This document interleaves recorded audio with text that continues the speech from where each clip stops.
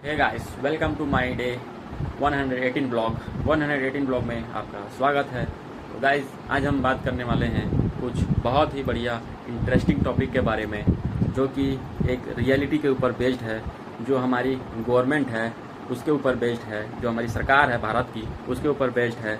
कैसे लोगों को ठगने का काम कर रही है, ये आपको आज मैं बताने वाला हूँ। तो ये वीडियो पूरा देखिएगा, बहुत ही बढ़िया वीडियो होने वाला है।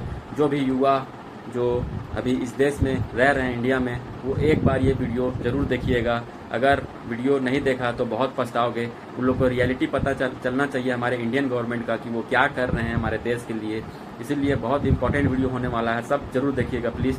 तो जो चैनल पर नहीं हो, एक बार लाइक कर दीजिएगा, सब्सक्राइब कर दीजिएगा। चलिए वीडियो शुरू करते हैं। तो गाइस, आपको रियलिटी ऑफ इंडियन गवर्नमेंट के बारे में कुछ बताना चाहूँगा। मैं आपको कुछ ऐसा बात बताऊँगा जो आप थोड़ा सोच समझ कर विचार करके सोचिएगा इस बात को, कि भाई अभी आपको पता होगा बिहार में नीतीश कुमार का सरकार था, जो कि अभी उन्होंने इस्तीफा दे दिया है। अभी एक नया सीएम बना है जिनका नाम है सम्राट चौधरी, जो डिप्टी सीएम थे बिहार के, उनको सीएम बना दिया गया है। तो मैं एक बात बताना चाहूँगा भाई, कि क्या कोई अनपढ़ नेता या क्रिमिनल नेता देश में सरकार चला सकता है?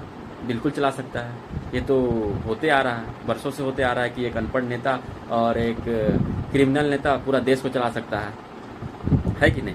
उनको कोई डिग्री नहीं चाहिए, उनको कोई पढ़ा लिखा नहीं होना चाहिए। सोचो, देश चलाने के लिए पढ़ा लिखा नहीं होना चाहिए, लेकिन वहीं एक चपरासी का फॉर्म भरने जाओ, सरकारी फॉर्म, तो आपको एग्ज़ाम पास करना पड़ेगा। उसमें भी करोड़ों करोड़ों बच्चे चपरासी के फॉर्म भरते हैं, वो भी उतना भी नसीब नहीं होता उनको कि चपरासी का भी जॉब मिल जाए। तो सोचो, एक चपरासी के लिए जिस देश में लड़ना पड़ता है, जिस देश में पढ़ना पड़ता है, उस देश में अगर देश चलाने के लिए आपको अनपढ़ पढ़ने की ज़रूरत क्यों नहीं है? मुझे ये समझ में नहीं आया। पहले आप ये बताइए, आप धर्म के नाम पर, जात के नाम पर वोट ले रहे हैं और लोगों को चुतिया बनाने का काम कर रहे हैं। महिलाओं को 10,000 रुपया, 5,000 रुपया खाते में दे रहे हैं, चुतिया बना के वोट ले रहे हैं और 5 साल बैठ जा रहे हैं। भाई, मैं एक एजुकेशन सिस्टम के बारे में बताता हूँ। इतना गंदा एजुकेशन सिस्टम है इंडिया का, मैं बता देना चाहता हूँ।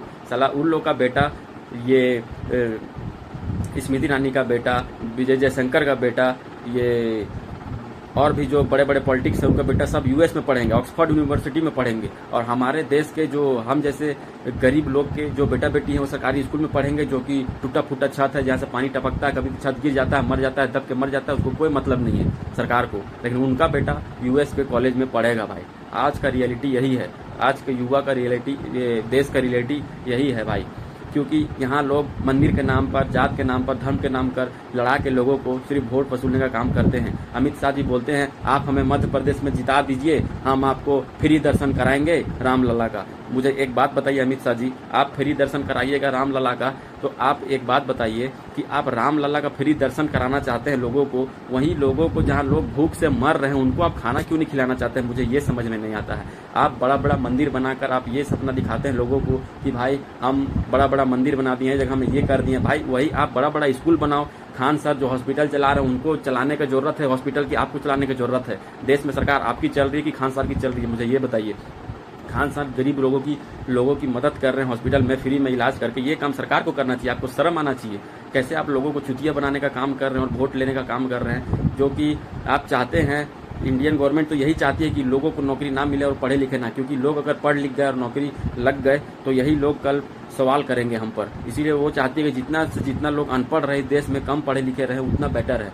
तो भाई, अगर अभी भी हमारे देश के युवा, अगर तुम नहीं सुधरोगे आने वाला समय में, तो स्थिति बहुत ख़राब होने वाली है। जो सिर्फ गवर्नमेंट जॉब के पीछे भाग रहे हो, जो बैठे हो ना, कोई आपके पीछे, कोई सरकार या कोई कोच ध्यान नहीं देगा। आप मर जाओ रगड़ के, आप वहीं मर जाओ। आपके घर में कितना गरीबी है कोई देखने नहीं आएगा, आप भूख मर रहे हो या आप खा रहे हो। सच बता रहा हूँ मैं।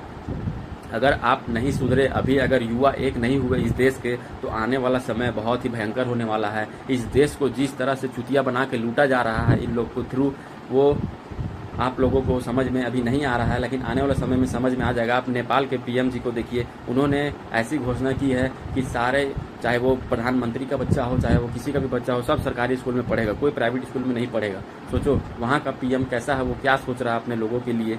तो मैं भी एक ये बात बोलना चाहूँगा, जितने भी जैन जी हैं अभी के, जितने भी युवा पीढ़ी हैं हमारे देश के, इंडिया के, वो सबको एकजुट होना पड़ेगा और कुछ हमारे देश के लिए काम करना पड़ेगा। नहीं तो इसी तरह भ्रष्ट हाथों में सरकार जाता रहेगा, आता रहेगा, कुछ नहीं होने वाला है। बताइए, एक अनपढ़ आदमी पूरा देश चलाएगा, पूरा राज्य को चलाएगा, और वहीं एक IPS IAS अधिकारी उसका आगे पीछे दुम हिलाएगा। सोचो, उसका आगे पीछे IAS अधिकारी दुम हिलाएगा और एक अनपढ़ क्रिमिनल नेता देश चलाएगा, तो ये देश कहाँ से तरक्की करेगा? सोचो, थोड़ा सोचने वाली बात है, थोड़ा दिमाग लगा के सोचो।